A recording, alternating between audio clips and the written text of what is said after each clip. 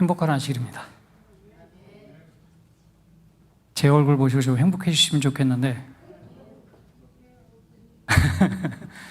하도 힘이 없다고 집사람이 아침마다 좀 화장을 좀 하고 나가라고 그래갖고 나름대로 떡칠을 하고 나왔습니다. 오늘 목사님이 안 계셔서 좀 손님도 오시고 했는데 뭐 실망은 하시겠지만 그래도 제가 하는 게 아니라 제가 할 수 없으니까 분명히 하나님께서 하실 거라고 믿습니다. 그래서 여러분들 마음속으로 기도하시면서 말씀을 들어주시면 감사하겠습니다. 제가 설교를 보냈는데 점을 하나 빼고 보냈어요. 그래갖고 다시 찾자 첫사랑 그러니까 이상하잖아요. 다시 찾자 그다음에 느낌표가 있고요. 첫사랑입니다. 이게 왜 안 넘어가나 그랬더니 이게 저한테 있었네요.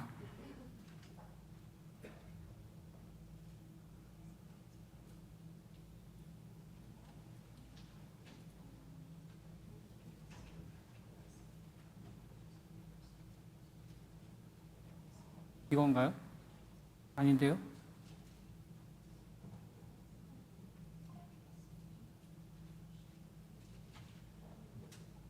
안 넘어가는데? 제가 잘못 받아온 것 같아요.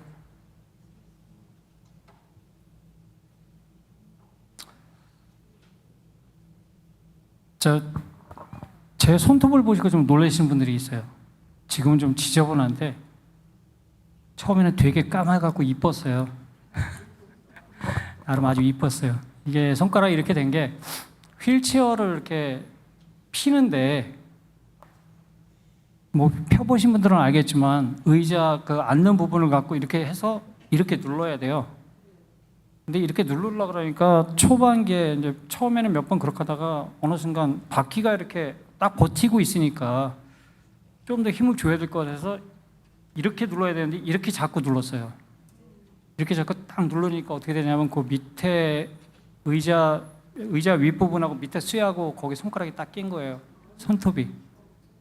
그래갖고 처음엔 아주 이뻤습니다. 지금 좀 지저분해졌는데 그렇게 휠체어라는 게 있으면은 정말 도움이 되고 걷는 분들에게는 걸을 수 없는 분들에게는 굉장한 유익이 되는 도구예요.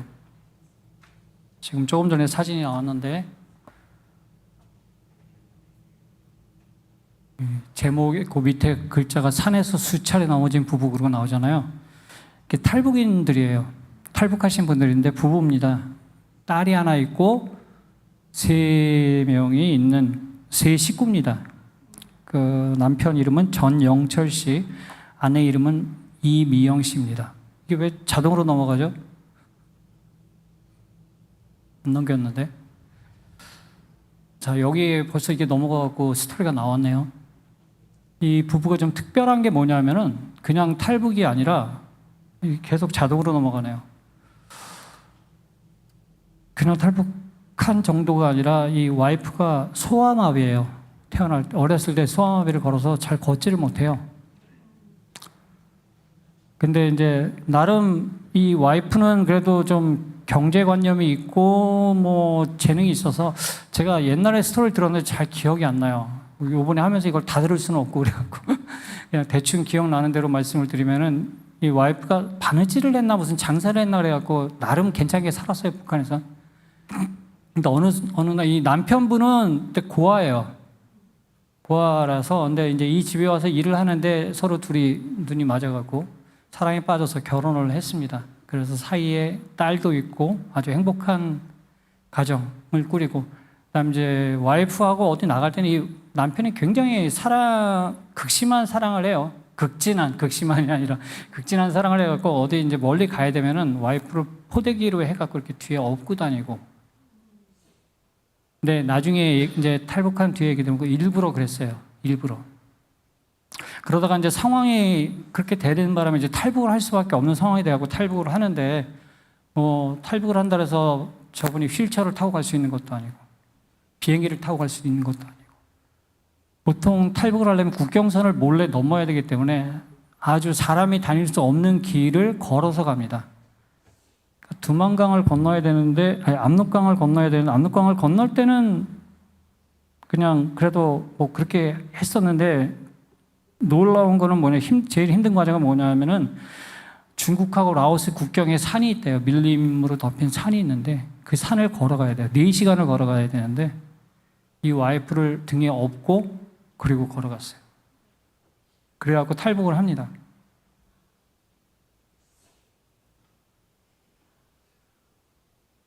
여러분들 같으면 와이프 업고 가실 수 있어요? 우리 장성규 집사님은 충분히 가시고도 남죠.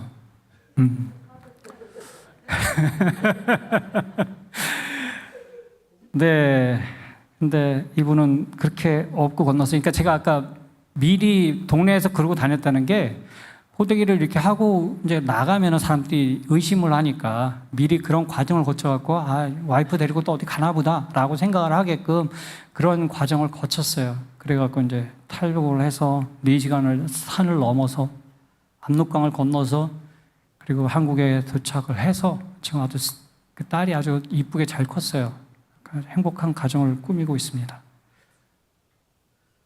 다음 사진은 이렇게 얻고 왔다고 이제 보여주는 거예요. 다음 사진이 뭐냐면은 지게를 지고 뒤에 앉아 계시잖아요. 아들하고 아버지예요. 아버지가 92세 실향민이신데 금강산 구경 오픈되던 해에 아버지가 금강산을 가시고 싶다 그러는데 잘 걷지를 못하니까 아들 셋이 번갈아 가면서 저렇게 지게에다가 지고 그리고 걸어서 금강산 꽤 높은 데까지 걸어 올라가서 그 금강산을 구경시켜주시는, 관광시켜주는 그런 아들의 이야기입니다. 대단한 분들 많죠? 2000년 전 유대 땅에는 나면서부터 걷지 못하는 사람이 있었습니다. 당시 유대 사회에서 태어나면서부터 불구로 태어난다는 것은 사람들의 생각 속에 하나님의 저주를 본인의 죄든지 부모의 죄든지 누군가의 죄 때문에 그렇게 태어났다고 생각하는 그런 사회였어요. 그래서 이 사람은 어렸을 때부터 주위 사람들의 수군거림과 업신여김 그리고 그렇게 태어난 그 죄로 인해서 그 집안까지 죄인의 집안이 되는 그런 집안의 수치로 정말 어두운 시간들을 보냈습니다. 주홍글씨라는 책 아시죠? 남편이 있는 여자가 남편이 아닌 혼자 살다가 애를 낳아서 그 미국 초창기 청교도 시대에 재판을 통해서 그 간음한다는 알파벳의 첫 글자 A를 빨간 글씨로 목에다가 메고 다녀야 되는 그런 형벌을 받은 그리고 비난을 받았던 그런 스토리인데 그냥 한번 재판 과정 한번 하고 그냥 끝나고 그 자리에서 욕먹고 끝나는 게 아니라 평생을 그러고 살아야 되니까 이 사람을 처음 본 사람도 아는 거예요. 아, 저 여자는 간음해서 저렇게 애를 낳았구나. 항상 비난을 받아야 되는 평생을 한 번의 그 잘못으로 인해서 평생을 비난을 받아야 되는 그런 이야기를 담은 스토리입니다. 정말 비인간적이죠. 근데 이 2000년 전에 이 유대 땅에 태어났던 이 사람도 그에 못지않은 주홍글씨를 몸에 새기고 살았던 것과 같은 삶을 살아갔습니다. 걷지 못함으로 생기는 불편함이 있는데 그것보다는 더 한 것이 그로 인해서 뭐 내가 힘들고 내가 일을 못하고 그런 것보다 더 힘든 게 아마 주위 사람들의 눈초리, 수군거림 그런 것들이 아마 더 힘들었을 거라고 생각합니다. 그런 삶을 살아가던 중에 기가 막힌 소리를 들어요. 믿지 못할 이야기를 들어요. 갈릴리 지방과 예루살렘 쪽에 어떤 젊은 사람이 있는데 못 고치는 병이 없는 모든 병도 고치고 심지어 나면서부터 장님인 사람의 눈을 뜨게 했다는 그런 이야기를 듣습니다.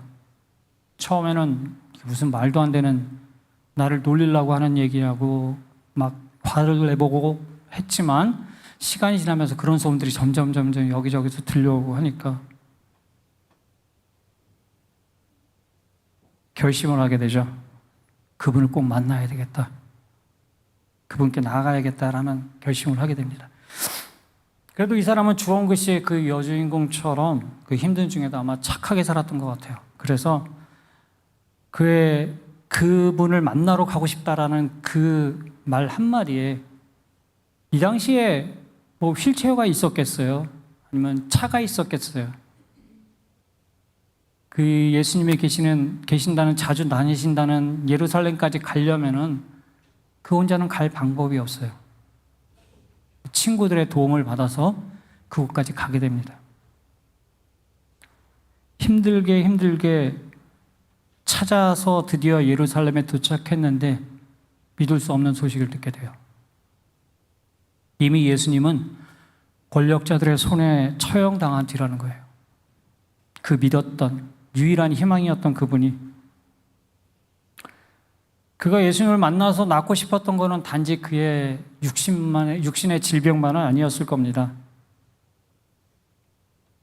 주원그 씨처럼 그의 삶을 두르고 있었던 성직자들의 차가운 눈초리, 자기도 모르는 죄를 지은 죄인이라는 그 판결을 내리는 권력자들, 그뿐만 아니라 그의 부모들의 죄일 수도 있다는 그런 수군거림, 그런 삶을 고치고 그런 삶을 뒤바꾸고 싶어서 이 예수님을 만나러 갔던 것입니다. 그런데 그런 일을 이루어 줄 수 있다고 기대했던, 정말 있을 수 없는 기대를 가졌던 그분이 자기를 판결했던 그 성직자들, 그 권력자들의 손에 의해 죽임을 당하셨던 그 사실에 그가 느꼈을 그 불합리함과 절망감이라는 것은 상상할 수 없을 것 같습니다. 애초에 그런 희망이나 없었으면 좋았을 것을 아마도 하나님을 원망하는 마음도 있지 않았을까 생각을 해봅니다. 그래도 어떻게 돼요? 살아야죠. 목구멍이 포도청이라고 거기까지 왔으니까 다시 돌아갈 수는 없고 그곳에서 국어를 시작을 합니다. 그가 할 수 있는 유일한 일. 그리고 이곳까지 데려다 주었던 친구들의 도움으로 매일 아름다운 문이라는 미문이라는 이름을 가진 그 아름다운 문이라는 문 앞에서 아름답지 못한 몸과 불행과 좌절로 인해 아름답지 못한 마음을 가진 그 마음으로 말입니다. 그런 시간들을 보내고 있을 때 허름한 차림을 한 두 사람이 앞에 서더니 자기를 보라고 얘기를 해요. 그저 동전 몇 번 던져주고 지나가면 될 텐데 굳이 쳐다보라고 하니까 도대체 얼마나 많은 돈을 나한테 적선을 하고 과시를 하려고 하나 하는 마음으로 쳐다보니 씩 웃으면서 한다는 말이 나는 돈이 없습니다. 그러면서 이어서 하는 말이 그토록 그의 삶의 희망을 또 소망을 주었던 이름 나사렛 예수 그리스도의 이름으로 라는 말을 하면서 일어나 걸으라고 얘기를 합니다. 자신의 암울했던 시간들 속에서 유일한 소망이었던 그 이름, 그 아름다운 이름을 듣는 순간 그는 벌떡 일어났습니다. 기적이 일어난 거죠. 뛰어보고 걸어보고 서 있어 보기도 하고 그 놀랍고도 기적적인 일을 감사하며 하나님을 찬미하면서 그들과 같이 성전 안으로 그 아름다운 문을 통해 들어가는 기쁨을 누리게 되었습니다. 이제껏 예수님을 만나기 전까지는 성문 앞까지밖에 못 갔어요. 성문 앞에서 들어가지 못하고 그 앞에서 구걸만 하는 상황이었습니다. 근데 예수님의 이름을 듣고 예수님을 받아들인 이 순간에는 문 앞이 아닌 성전 안으로 자기 발로 들어갈 수 있는 기적이 일어난 것입니다. 예수님의 이름을 영접한 이후에. 자, 그러면 이제 시각을 좀 바꿔서요. 이 사람에게 예수님의 이름으로 일어나 걸으라고 말을 해준 베드로와 요한의 상황을 한번 생각을 해보겠습니다. 예수님이 계셨던 그 3년 반의 시간, 정말 즐거운 시간들이었을 겁니다.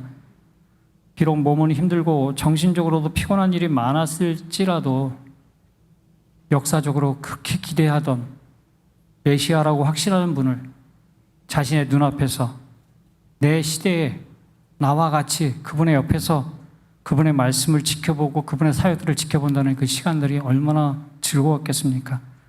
이분의 옆에만 있고 이분의 말씀만 순종하면 종종 보여주시는 그 기적들을 통해서 이 이스라엘이 이토록 치욕스러운 하나님을 알지도 못하는 저 더러운 로마의 지배로부터 벗어나서 이 땅에 하나님의 영광이 드러날 것이고, 그래서 말씀에 기록된 대로 이스라엘의 번영이 펼쳐질 것이라는 그 기대로 인하여 정말 행복한 시간들이었을 것입니다. 그로 인해 같은 동료들과 눈치 싸움과 서열 다툼이 가끔 있기는 했지만 정말 행복했고 희망찬 시간들이었을 것입니다. 그 사건이 일어나기 전까지는. 가끔 예수님이 이상한 말씀을 하시기는 하셨어도 옛부터 선지자들의 말은 이해 못할 소리들도 많았기 때문에 대수롭지 않게 넘어갔었는데 그것이 현실이 되어버린 거죠. 그것도 단 하루 만에. 그렇게 단 하루 만에 주님은 제사장들과 권력자들로부터 죄인이라는 선고를 받고 이스라엘 자손이라면 극악한 저주라고 여긴 나무에 달려 쇠형당하는 판결을 받으시게 됩니다. 그 와중에 두려운 나머지 그분을 부인하는 일까지 하였을 때 마주친 그분의 눈길, 그 공율이 넘치는 그 눈길은 잊을 수가 없었을 것입니다. 그렇게 십자가에 달려 돌아가셔서 무덤에 안치되었다는 소식을 들으며 그 모든 것이 환상 같고 지독한 악몽 이상의 정말 아무 생각할 수 없었던 시간들을 보내고 있을 때 그분의 부활 소식을 들었습니다. 그 믿을 수 없는 소식을 듣고 얼마 후 그분의 부활하신 모습과 부활하신 그분의 말씀을 들었을 때 또 그분으로부터 용서를 받고 재신임을 받았을 때의 마음은 어떠했을까요? 아마 이때부터는 십자가 전부터 하셨던 그 받아들일 수 없었던 이야기들, 고난당하고 유월절 어린 양으로 죽임을 당할 것이라는 말씀들을 아마 깊이 되새기게 되었을 것입니다. 40일 동안 이 땅에 머무시면서 이 사건들을 통해 말씀을 갖고 설명해 주시는 그 예수님의 말씀들이 정말 귀에 쏙쏙 박혔을 것이고 100% 이해가 됐을 거라고 생각합니다. 그래서 그로 인해 유월절 어린 양이신 예수님을 바라보는 삶을 그들은 살게 되었을 것입니다. 그전에는 그분으로 인해 이루어질 것이라고 기대했던 사건들, 이분 옆에만 붙어 있으면 내가 누렸을 그 이 세상의 달콤한 권력, 부귀, 그런 모든 것들,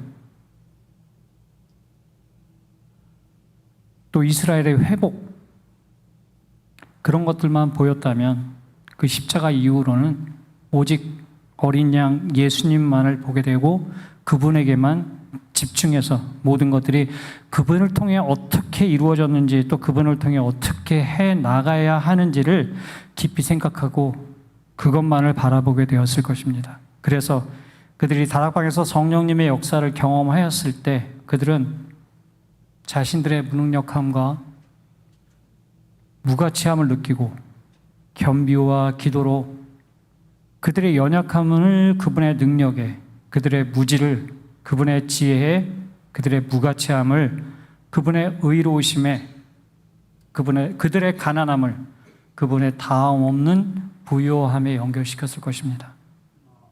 십자가 이후 다시 예수님을 마음으로 영접한 이후의 말입니다.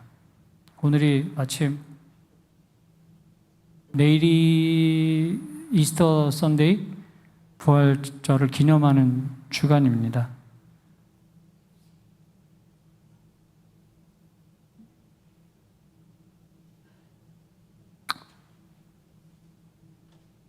우리가 부활하신 주님을 만나고 부활하시기 전에 만났던 주님을 대하는 마음과 부활하신 이후에 만난 주님은 그러니까 그리스도인 삶을 통해서 비추어 봤을 때 정말 다를 거라고 생각을 합니다. 그런 베드로와 요한의 그런 경험을 한 베드로와 요한의 눈에 정말 가련하고 필요에 갈급한 그 영혼이 보였을 때 성령님의 말씀에 순종해서 그 앞에 서서 필요를 채워주고자 말을 걸었을 것입니다. 고개 숙여 손만 내밀고 있는 그 영혼을 바라보았을 때 그들의 마음은 예수님처럼 하나님의 사랑과 긍휼하심으로 인해 안타까운 마음이 가득했을 것입니다. 자기를 쳐다보라고 말했을 때 마주친 그 눈동자에는 공허함만 있었을 테지만 그 공허함을 가득 채울 능력이 있으신 예수님을 소개하고 예수님의 명령, 즉 살라는 명령을 전했을 때 그의 두 다리는 힘을 얻고 그의 무채색이었던 그 모습이 희망과 기쁨이라는 색으로 흘러 넘치는 모습을 보았을 것입니다. 이 사건에서 두 가지만 좀 생각을 해보려고 합니다. 먼저 이 불구자, 나면서부터 불구되었던 이 사람의 예수님을 이라는 분을 처음 소식을 들었을 때 그 예수님을 향한 마음이 어땠을까요? 정말 그가 할 수 있는 최선 그 이상의 일을 통해서 예수님 그 이상의 일을 해가면서 예수님께 나아가고자 했지 않았겠습니까? 마치 밭을 갈다 보화를 발견한 사람이 자기의 전 재산을 팔아 그 밭을 샀듯이 말합니다. 여러분들 만일 처음 예수님의 이름을 듣고 혹은 지금이라도 예수님의 이름을 통해서 내 실상을, 내 본 모습을 오늘 과정공부 제목이 뭐였죠, 오늘?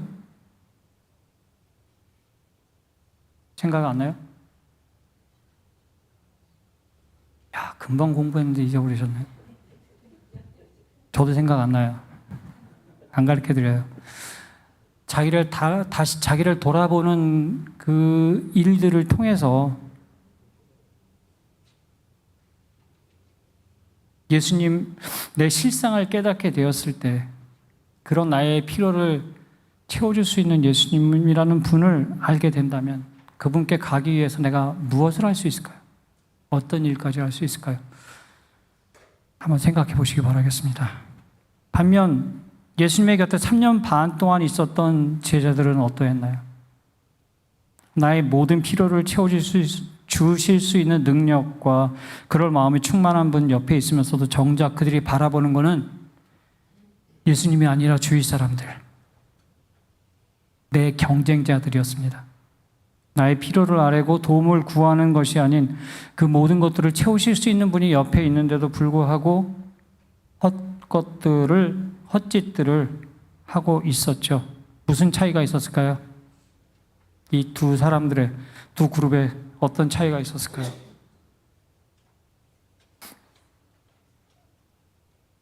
먼저 된 자로서 나중되고 나중된 자로서 먼저 된 자.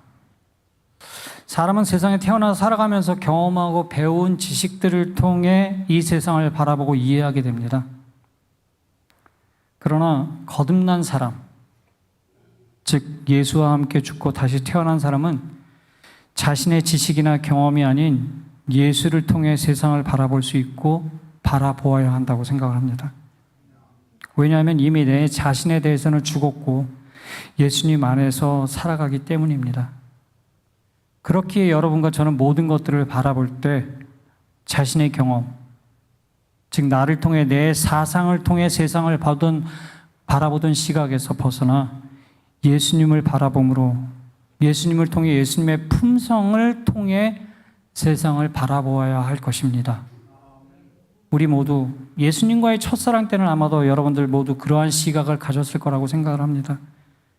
모든 일에 예수님이라면 어떻게 하셨을까?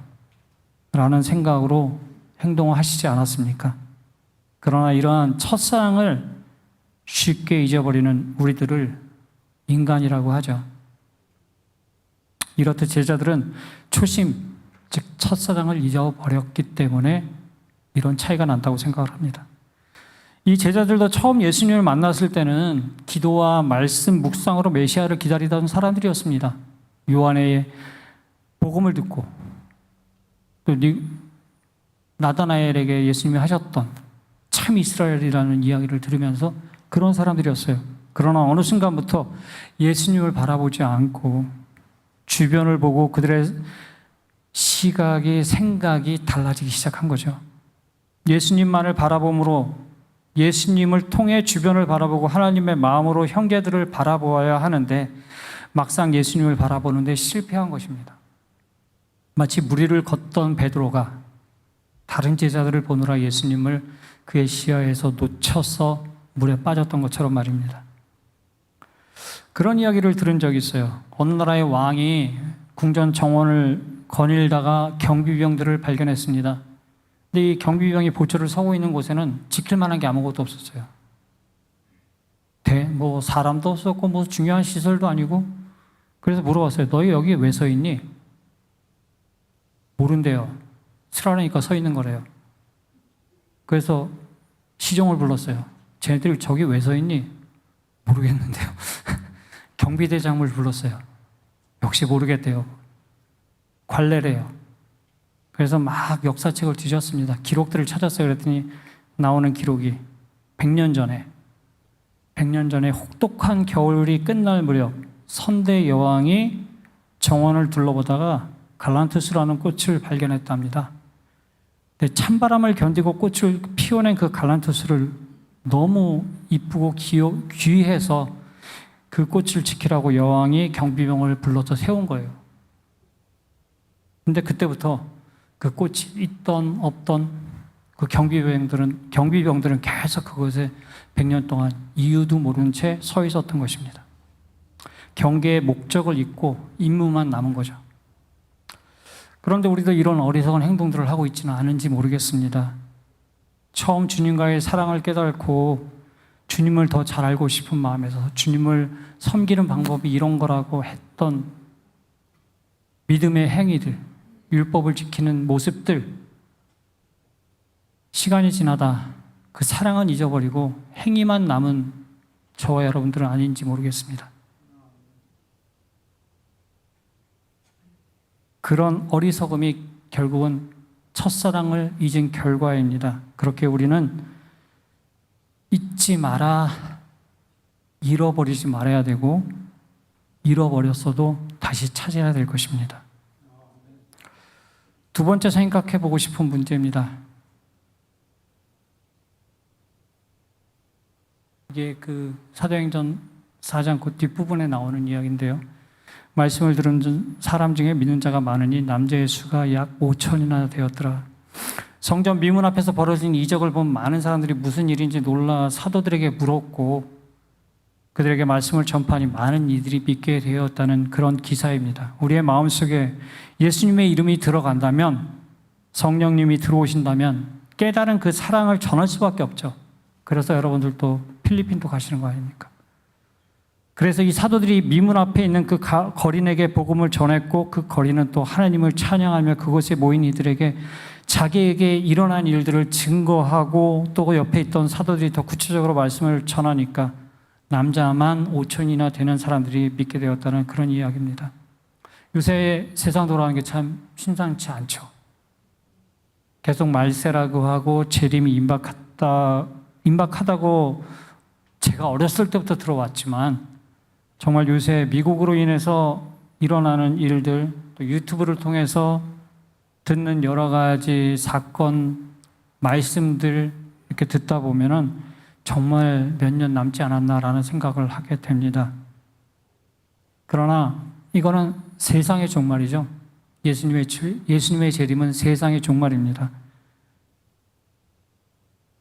그렇지만 저나 여러분이 만약에 어떤 불치병에 걸리면 그보다 먼저 인생의 종말이 올 수도 있습니다.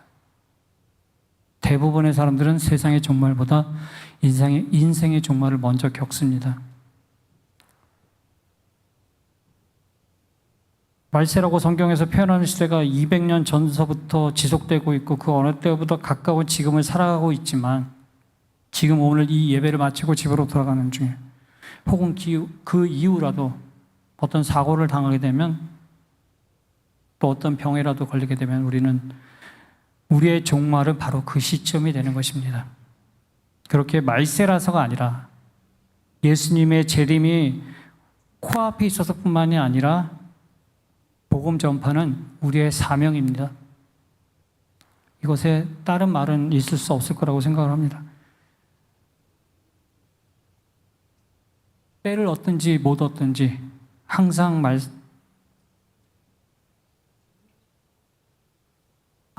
권면하고 권해야 합니다.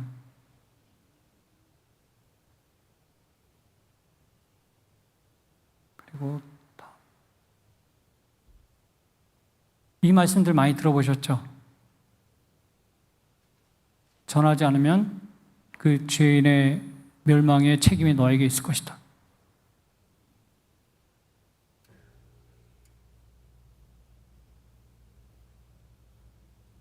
또 복음을 전하지 않으면 내게 화가 있을 거다. 이건 또 사도 바울의 말씀입니다. 자, 이와 같은 말씀들을 읽으면 무슨 생각이 드세요? 무서워서 빨리 전해야 되겠다는 생각이 듭니까? 말씀을 전할 때에도 사랑으로 전해야 된다고 생각을 합니다. 앞서의 말씀들을 읽고 이 앞의 말씀들을 읽고 내가 복음을 전하지 않아서 내게 화가 미칠 것 같아서 두려운 마음으로 전하는 것은 첫사랑을 잃어버렸던 율법적인 신앙이 되고 말 것입니다. 하나님은 마음 중심을 보십니다. 즉 동기를 보신다는 것입니다. 결과만 갖고 말하고 평가하는 것은 세상의 일입니다. 세상의 방식입니다. 하나님은 동기, 그 마음부터 보십니다. 결과는 하나님께 속한 일입니다.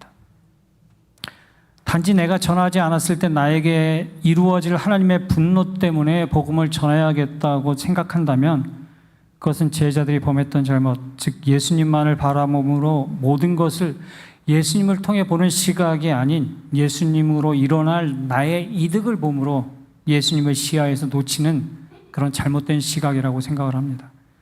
내가 예수님을 바라봄으로 예수님께 초점이 고정되어 예수님을 통해 사람을 바라보고 있다면 예수님의 사랑과 긍휼한 마음으로 영혼들을 보게 되어 예수님과 같은 마음, 즉 그들의 멸망을 두고 볼 수가 없어서 내 생명을 바쳐서라도 그들에게 복음을 전해야 한다는 그런 마음이 들 것입니다. 그들의 멸망이 너무 안타까워서 내가 멸망을 당하더라도 저들이 산다면 그마저도 좋은 그런 마음이 들 것입니다. 그러한 마음으로 하는 전도라면 설사 그것이 지하철에서 예수천당 불신지옥이라고 외친다 할지라도 그 외침은 복음 전파가 되리라고 확신을 합니다. 우리 신앙의 길은 예수님 앞에 나아가 죄인임을 깨닫고 예수님의 마음을 받아 거듭나게 되어 그런 마음으로 살아가고 그 마음을 유지할 때 올바른 길로 가고 있다고 말할 수 있을 것입니다. 그런 마음일 때라야 전도지를 돌릴 때는 전도지를 돌릴 때든 또는 직장 업무를 볼 때든 그 무엇을 하든 주님의 일을 하는 하나님의 뜻을 이 땅에 이루는 삶을 살아가는 것이라고 생각을 합니다. 저와 여러분들 모두가 그런 삶을 살아가시는, 혹 지금 첫사랑을 잊어버리신 것 같다면 다시 찾으셔서 생명으로 살아가시는 그런 저와 여러분들 되시기를 간절히 바라고 기도하겠습니다.